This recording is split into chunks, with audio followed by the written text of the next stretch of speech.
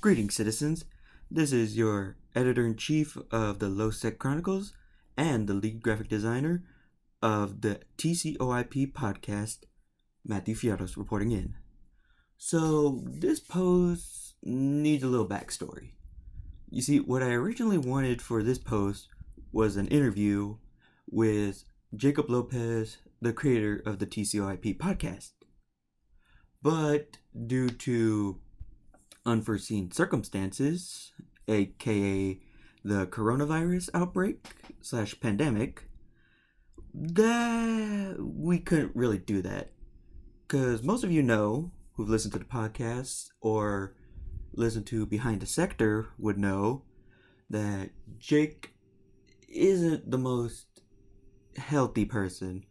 His lifelong battle with asthma has led to a weakened immune system, along with several other health issues that he's had. So it's for the best that he self quarantines, because if he gets this, he will die. Yeah, and we don't want that. So I had to get a little creative with how to do this interview. So what I've done is I actually sent the questions that I wrote for him and had him record his answers for us. And I'll leave it here for you, our fine viewers. And hopefully in the future, I will be able to get a real sit-down interview with Jake. So, until that day, take it away, Jake. Hi, my name's Jacob Lopez. I'm the creator, writer, director, editor, all that mess for the TCOIP podcast. Question 1. Series tend to change over time. Was TCOIP always a Blade Runner cyberpunk style story? No. Actually, now it's 2020. I wrote this about 15 years ago or so. And back then it was like called Dark Angels and shit, and it was supposed to be it's always been like mutant stuff, but it wasn't as sci-fi centered. And all of this came from like a Nintendo 64 game called Battle Tanks, and like they had gangs in there, and I like that whole idea of, like traveling gangs in the apocalypse, like Mad Max, stuff like that. So it was supposed to be sort of something like that, roaming the wastelands and things like that. And over time, as I got older, I started watching more movies and got exposed more to pop culture. The story itself started to change based on what I liked. So I would completely scrap the story and then rewrite it and rebuild it. And then as time went on, more and more sci-fi started to make its way into the story, until the point where it is now. Now it's like, lo-fi. It's got lo-fi, sci-fi, big technology like Alien, that Judge Dredd feel of oppression in there, that Blade Runner sense of tech in there. So it wasn't always like that, but as I grew up, I fell in love with sci-fi and all that kind of stuff, and that's just where we are now. Question 2. We're both big comic book fans. Who are some of your favorite writers and artists from that field? Yes, definitely we're both huge comic book fans. My biggest influence and favorite artist now is Sam Keith, the writer and creator and artist, who created the Max. And I absolutely am in love with the Max. Like, the story just has so much layers to it. It's such a mindfuck of a comic. Other writers would be, not art writers so much. Of course, Neil Gaiman, Mark Millar, Alan Moore, those guys. As far as artists go, of course, Sam Keith, but another huge one for me would be Joe Mad. Me and my other cousin growing up, he was always a huge influence for us, especially the X-Men run that he did. If you go back in my sketchbooks from when I was a kid, you can actually see me emulating his style. As I grew up, I would, copy it from the books, things like that. And then as I kind of started to stray away from that, and I started to create my own characters and stuff like that. Hence where we are now with TCOIP and those characters and stuff. That all branched from me just, drawing stuff, mimicking artists, things like that. And then I would branch off into my own. So, Joe Mad, Jim Lee, Sam Keith, Neil Gaiman, all that kind of good stuff. Hugely into Sam Keith, like way more than I should be. Jock, the guy who does a lot of the Just Dread art, all that stuff. So my tastes and my artists are a little bit weird just because that Sam Keith style. Absolutely love it. Question 3. Writers tend to incorporate aspects of their lives into their stories, like how you incorporated your lifelong asthma battle into Cobalt. What other aspects of your life did you put into TCOIP? Yes, I absolutely do that. So, as everybody knows who listens, and I've said, on many of the BTS episodes, Cobalt is literally me for real, dealing with my asthma when it got worse in my life. And then I just amplified it, threw myself into the story, and it's me just older in the future. And that's how my asthma is. I just made a lot of crazy sci-fi. But yeah, I've always had lifelong asthma battles and stuff like that.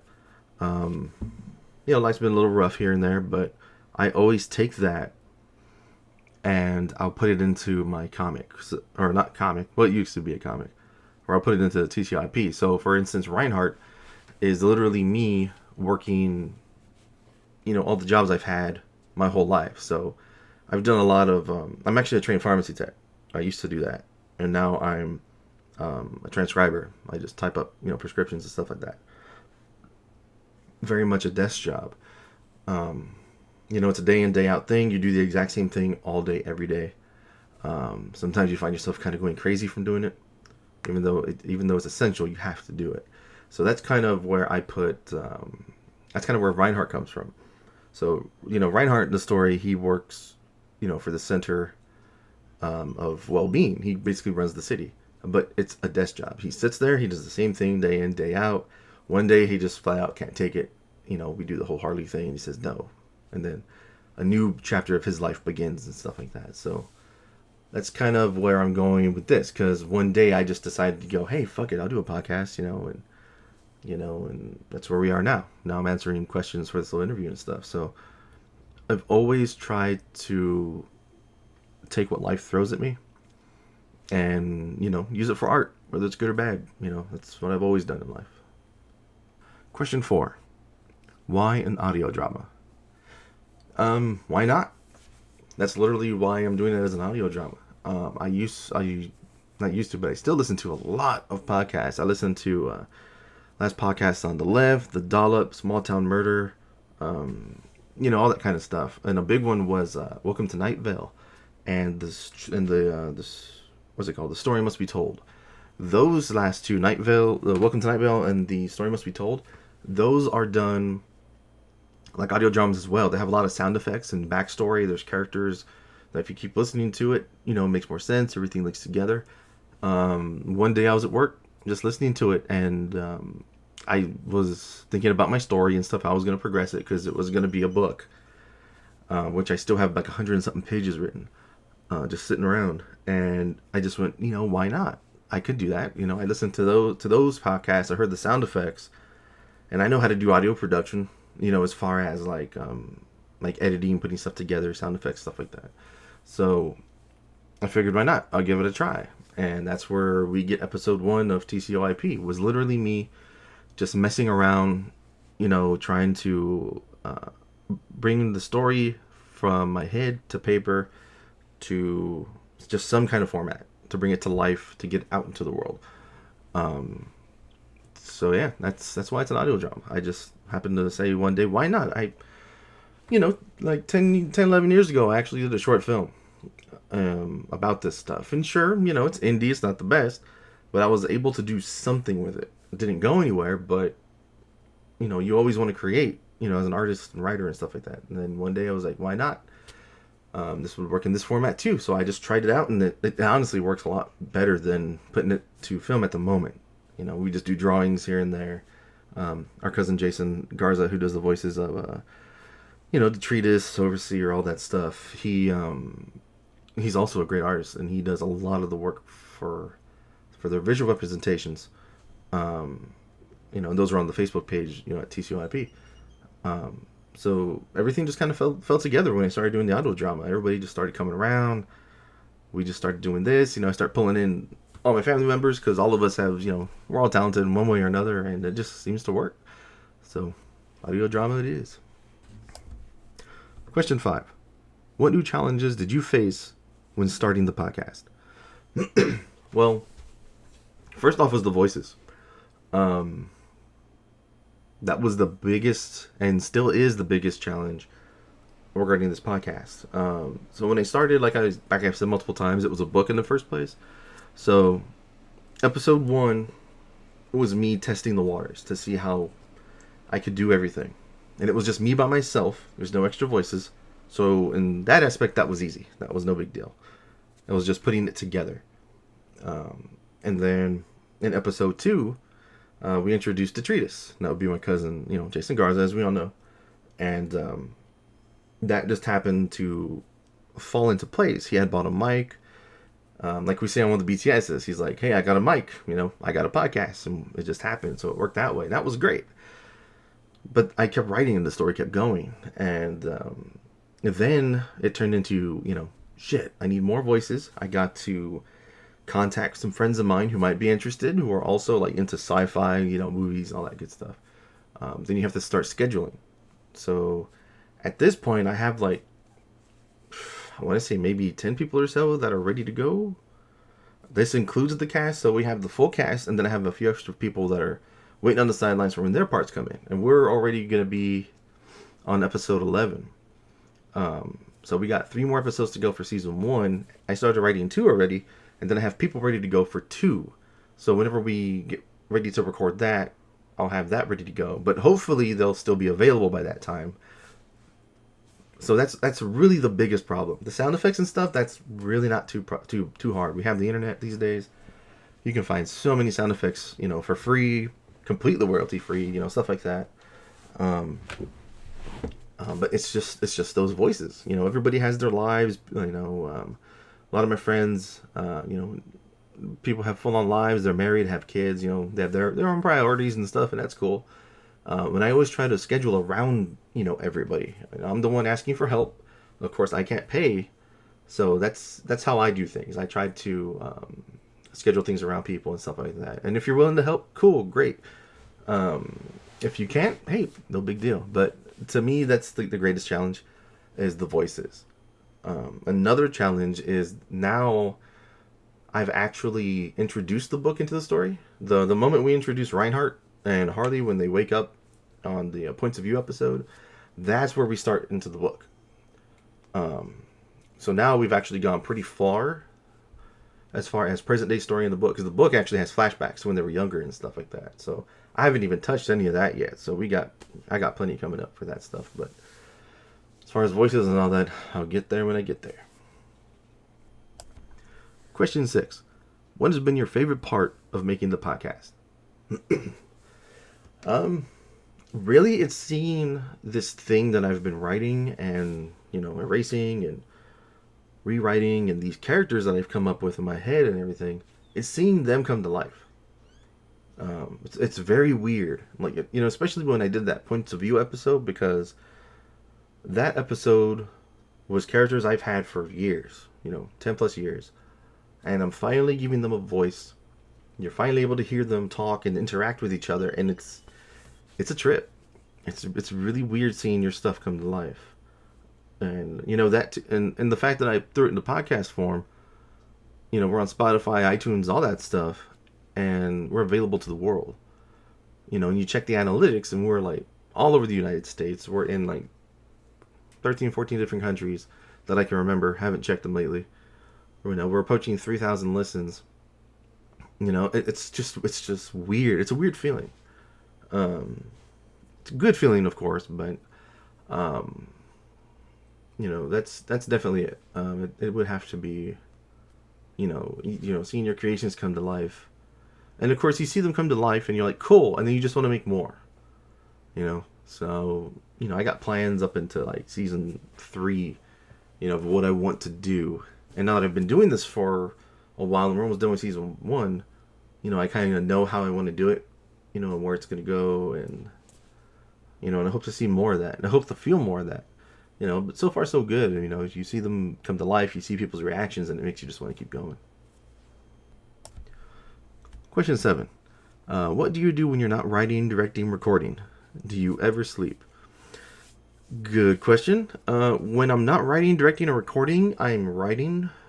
That's just how it is.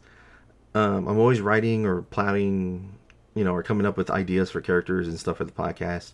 Always thinking of plot lines that I can go through, things like that. But when I'm not doing that, I play a lot of video games. Watch movies, shows, all that stuff. Like I always say, I'm very much into sci-fi and all that. So half the time you'll catch me watching Johnny Mnemonic for the billionth time, or I'm going through Blade Runner 1 and 2049, flipping through, looking for those parts that I like so I can watch the visuals over again and hear the music and all that. Mainly playing video games. I find that calms me a lot. I feel like my brain's always super overreactive, and it actually does affect my sleep.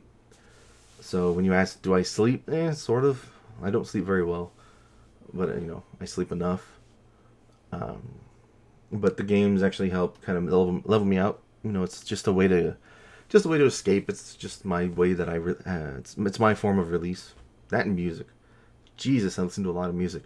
For some reason, certain songs, when I hear them, it'll cue a certain thing in my head, and I'll be like, oh, that's Reinhardt doing this thing, or oh, that's Firewoman doing this, or stuff like that.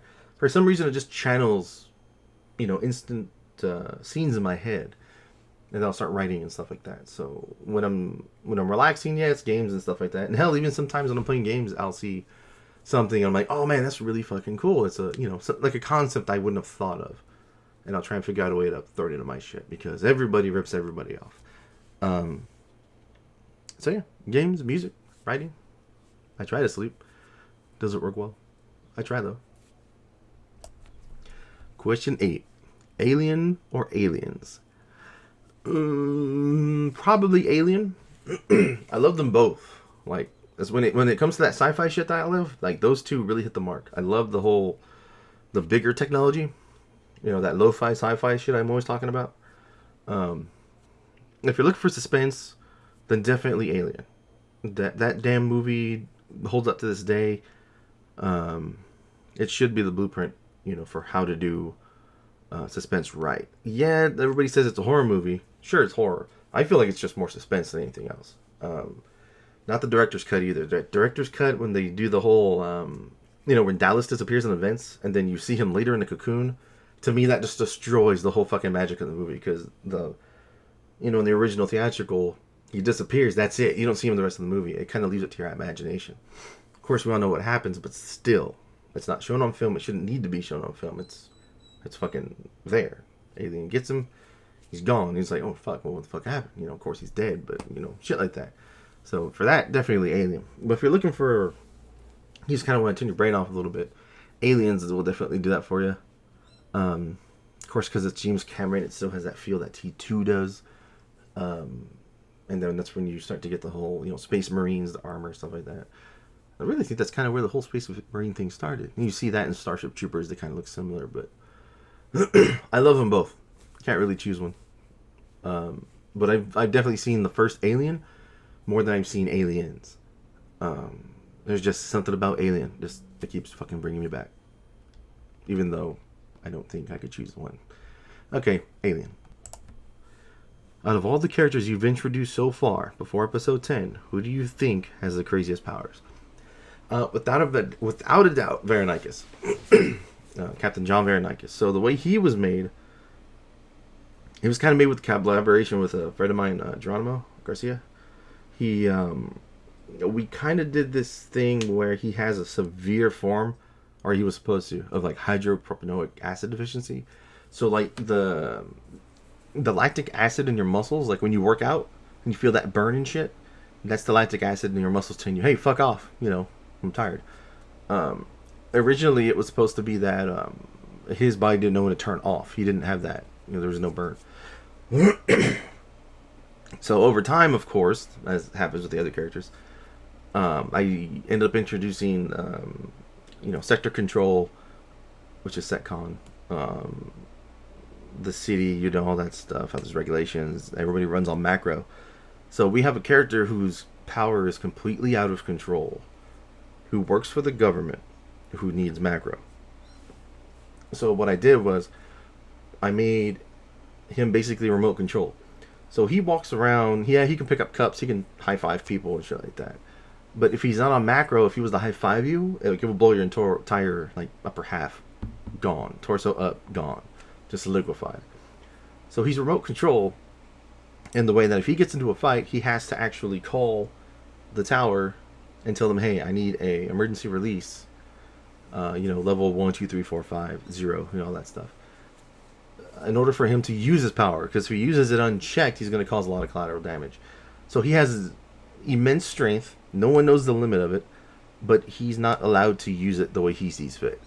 So to me, that's kind of crazy in the way that shit. This dude, he's running on remote control. His own well-being, whether he can survive during the fight and all that stuff, is actually in the hands of someone else. He can't control his own power in a literal sense. The government is controlling his power, so he can't use it. And he's too goddamn powerful, and he can't actually really adjust. Because now he's been on macro for so long that if he was to actually purge it completely out of his system and not use it, it would take him so damn long to adjust. He'd end up killing himself accidentally. Like, he's actually supposed to have these crazy ass like titanium plated like Kevlar teeth, like think RoboCop armor, like bulletproof. His teeth are supposed to be made of that, but his teeth are like one big metal piece. There's no like indentation to distinguish teeth, and he can still talk. Because when he was a child, because in my stories, you're born with your abilities. It's not you hit puberty and then you get them. You're born with them. So when he was a child, just over time, he's too damn strong. He was always breaking his teeth. So his teeth would come in, first set would come in broken. And like, sure, he's missing teeth. Even as a baby, it's like you're fracturing like your jaw lines and stuff like that. So they have to come up with like this, type of material. And even then, he still breaks it. So he's always having to get that implant, removed and cycled. So he's a pretty crazy, complex character. He's the one that I worked on probably the most. Because Reinhardt, yeah, he's ice. And then you got Rooster's a clone. Hadrian, he's kind of like a psychic and all that kind of stuff. But they're not as complex in the way that they work as Vernicus is. So definitely him. For now, at least. Question 10. What can fans look forward to in the coming episodes?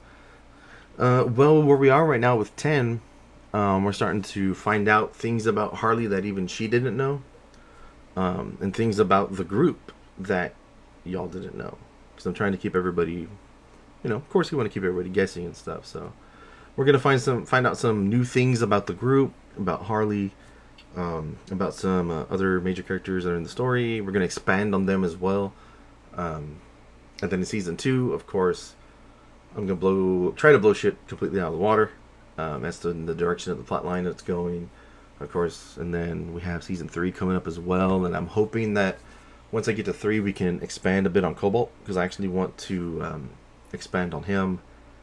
Find a reason for him to, leave the city. And then we could have some individual adventures with him.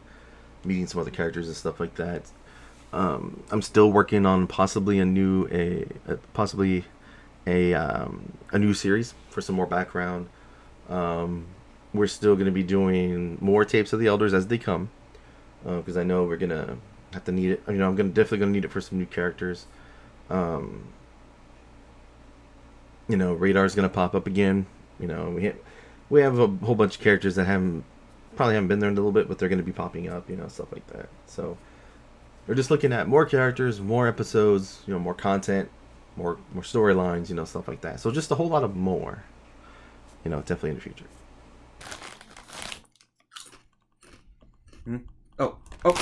We're back. Yes, thank you, Jake, for that wonderful interview. So, that's going to do it for us here at the LowSec Chronicles. And remember, in this trying time, be kind, be courteous, wash your hands, and stay classy. This is Matt, signing out.